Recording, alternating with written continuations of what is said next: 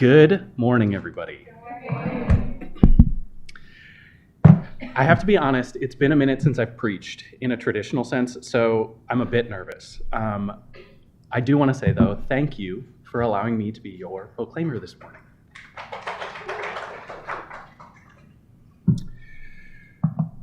Before coming to MDiv, I preached regularly in a context where 30 minutes was allotted for the sermon. Keep it under 40 and you're usually fine. Today I have about 12 minutes and that is perfectly fine with me.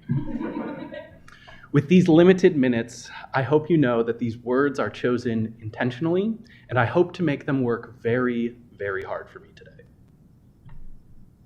Language is fascinating. We have so many words available to us.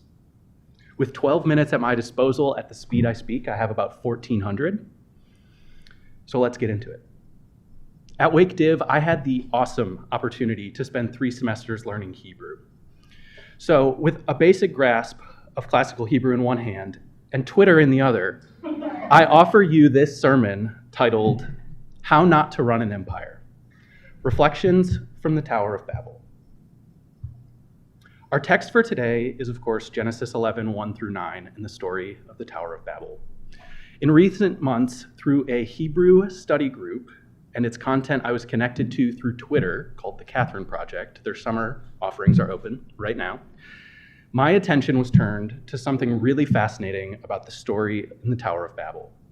So I grabbed my Brown Driver's Briggs, I put my recliner into sport mode, and I got to work. This is where we're headed this morning, friends. There's 2 helpful things to know about classical Hebrew. The first helpful thing to know is that context matters in a really big way. Context informs so much about classical Hebrew. The second thing that's helpful to know is until after about the 6th century CE with the work of the Masoretes, written classical Hebrew didn't have vowel markers. It had vowels, but there were no vowel markers. They weren't written. So imagine a word or a sentence in your native language without any vowels. It might be tricky at first to figure out what someone is saying, but with some context and consideration, it can absolutely be done. For example, by shortening words like bitter, better, butter, and batter, all to just BTTR, and allowing context to inform the meaning of the word, you can save space on parchment, you can save time spent writing, and honestly, Grammarly hasn't got anything on that. So often for words in classical Hebrew, 3 consonants form the root of the word.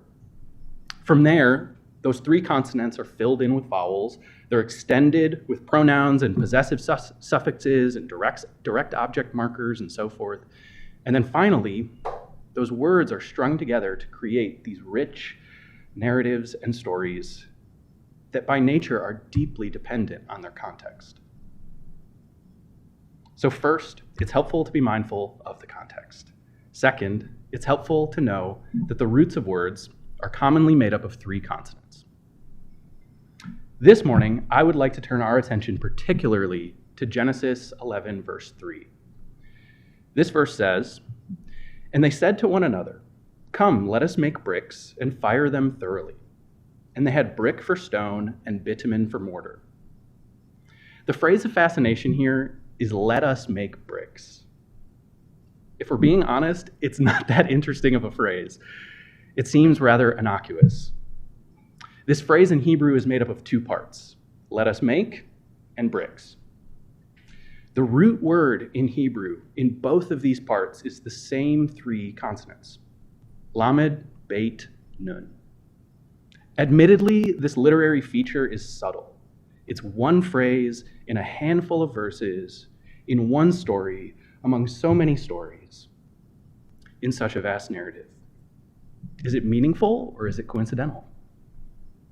Truthfully, this is not the only instance of this sort of thing happening in the Hebrew Bible. With a limited number of consonants in the alphabet, such a thing was bound to happen. So it would be disingenuous to say that every instance of something like this bears significance. Context is, again, what makes it wildly fascinating. While this sort of thing happens throughout the Hebrew Bible, this is not the only time this happens in the Tower of Babel story. It happens everywhere. And it happens significantly. This is not a solitary thread hanging from this story. The loom is hot, and the threads are woven together quite brilliantly. I'd like to pause here and give space to a very valid question you may be wondering. 12 minutes of precious time, and I'm standing here 5 minutes in talking about bricks? What is so significant about bricks? I'm just standing here waffling on and on about bricks. They're red, you fire them, they're dried, we love them, we all use them, they're bricks, okay? Time is precious, and we're talking about bricks. This phrase, "let us make bricks," is made up of two parts. In both parts, the root three consonants are the same, lamed, beit, nun. What makes this innocuous phrase and linguistic happenstance so fascinating is that it happens exactly one other time in the Bible. If you're reading the Bible in Hebrew and you see back-to-back words where the root is lamed, beit, nun, you can only be reading one of two stories. The first one is here, the Tower of Babel. And feel free to shout it out if you know it. Where else in the Hebrew Bible do we read about brick making? Anybody know? Exodus. Say again? Exodus with Pharaoh and the Egyptians. We hear about brick making in two places in the Bible: the Tower of Babel and the treatment of the Israelites in Egypt. I would love to read this passage from Exodus 5, 4 through 9. The king of Egypt said to them, "Moses and Aaron, why are you taking the people away from their work? Get to your labors." Pharaoh continued, "Now they are more numerous than the people of the land. And yet you want them to stop laboring?" That same day, Pharaoh commanded the taskmasters of the people and their supervisors, "You shall no longer give the people straw to make bricks as before. Let them go and gather straw for themselves. But you shall require of them the same quantity of bricks as they have made previously. Do not diminish it, for they are lazy. That is why they cry, 'Let us go and sacrifice to our God.' Let heavier work be laid on them. Then they'll pay attention to it and not to deceptive words." The thread connecting these two stories, the Tower of Babel and the Israelites in Egypt, is a thread connecting exploitative societies and systems that resemble empire. Brickmaking. Brickmaking is only one of numerous below-the-surface allusions in Hebrew to exploitative societies in the Tower of Babel story. Unfortunately, I'm running out of words, and I know when not to babble. Thank you, Maggie. I would love to ask, what might this text be offering if what is being detailed here is actually the birth of an empire?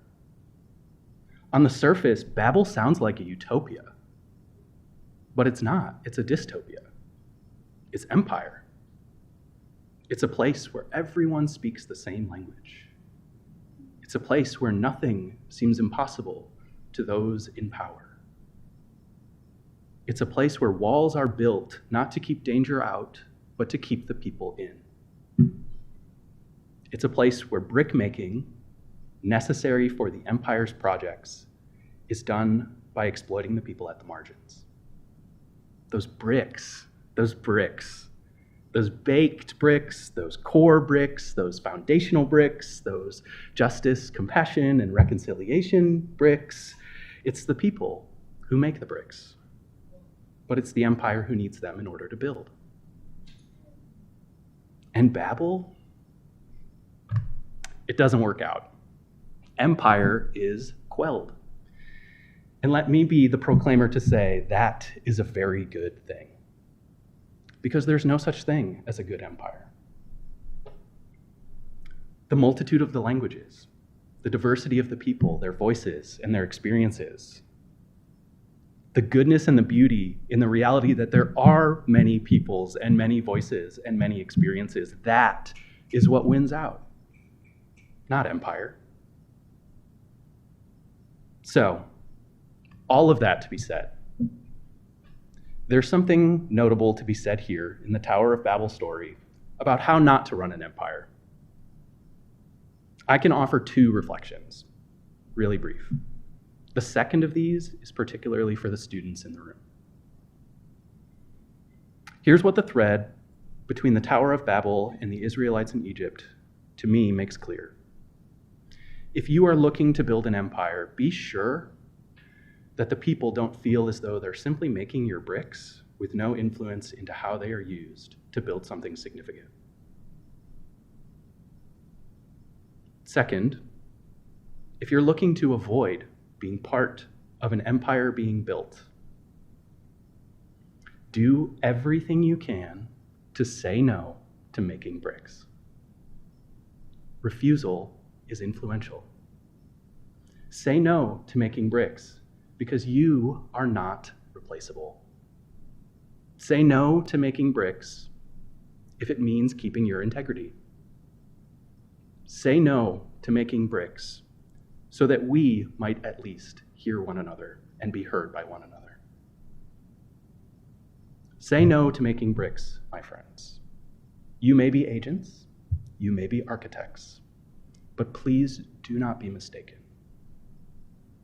You are not brick makers. That's freedom from empire. That's freedom from empire. Ashe and amen.